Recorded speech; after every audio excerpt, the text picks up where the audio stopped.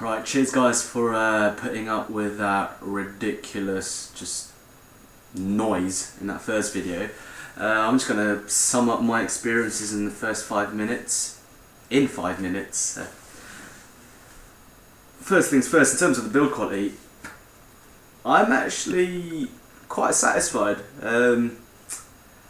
Indonesian made guitars, like back in the day when I bought my first Ibanez back in 2002, anything from that price point was made in Korea, and I believe they had a Cork factory up there, which is who manufactures Ibanez, all the Korean made stuff that is. And I think they moved over to Indonesia, which explains why I've seen a lot of Cork made guitars made in Indonesia selling for approximately the same price as low to mid range Ibanez, RGs, SAs, S, and I think this comes from the same stable.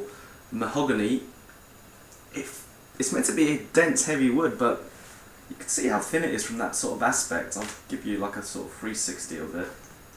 I mean, there's so many neat touches in terms of the hardware and machine. What is this? It's probably electroplated, electrodeposited chrome finish on this plastic.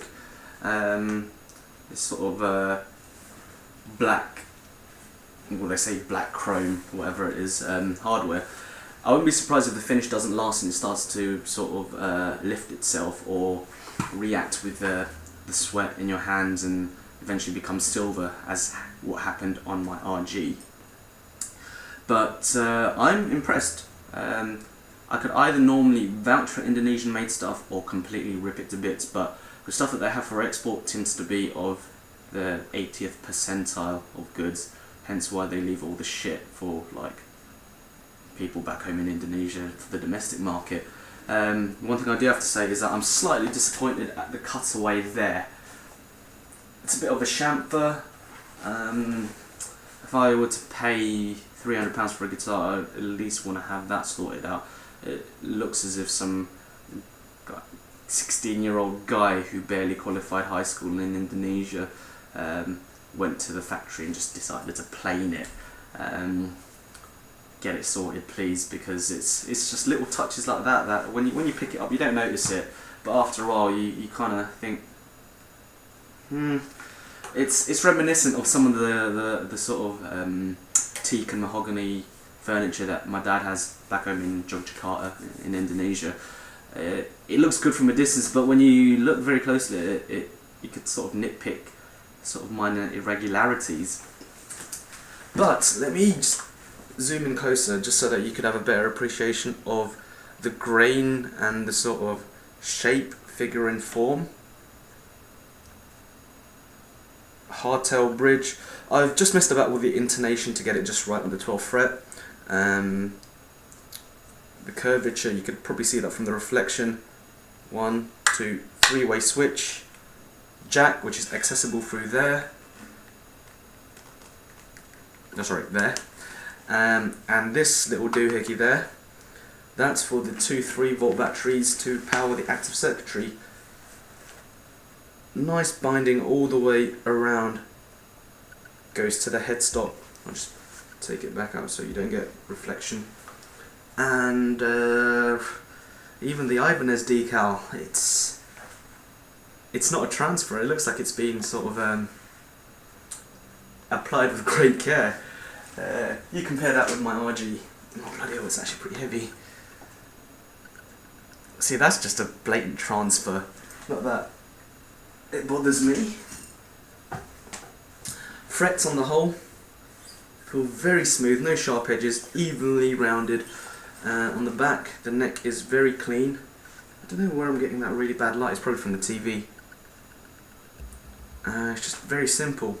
Again, typical Ibanez. They've got the cutaway for the 24th fret.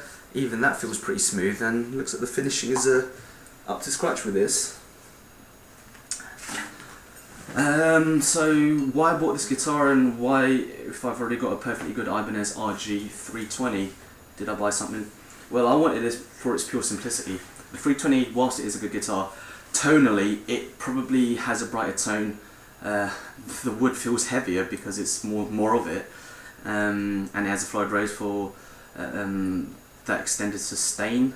I don't know why, but it just sustains better for some reason when I was playing it off the video, off air.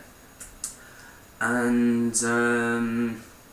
but like I said, I wanted something more flexible, something that I could fit 11s to without having to alter the string tension and having to worry about, like, you know, just every time a string snaps you can't play the guitar, which is why the top E string on that has a 13, because that's the only spare string that I had.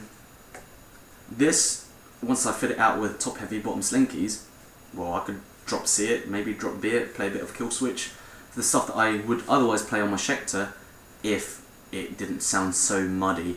I need to swap out the electrics and everything, but there's one thing that I really hate about the Schecter. I'll just quickly demonstrate to you now.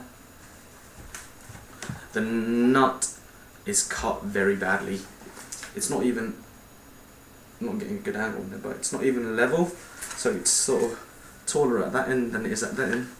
So you get really ridiculous string buzz. Not something that I want. Maybe it's not as evident here, but it's really bad when you're playing it through some distortion pedal. So, first hour of playing this, I reckon I made a pretty good purchase. If you don't want a Floyd Rose, if you want something that's generically typecasted for like heavier sort of sounds, like, you know, that sort of malarkey,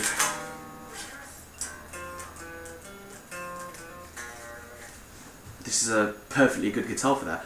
But admittedly, it's my first time I've had active pickups. I put it through a clean setting on the line 6. I was quite impressed with the sort of, you know, when I'm just playing open major chords and minors and just doing progressions, it's actually pleasing. Sustain is there, but it's just not as bright. It's more of like a thicker, flat sort of profile or tone to it. So to sum up, this definitely does get the 2 thumbs up for me. I got it for $250 at Digital Village because it was end of stock clearance. Even for £300, I don't know.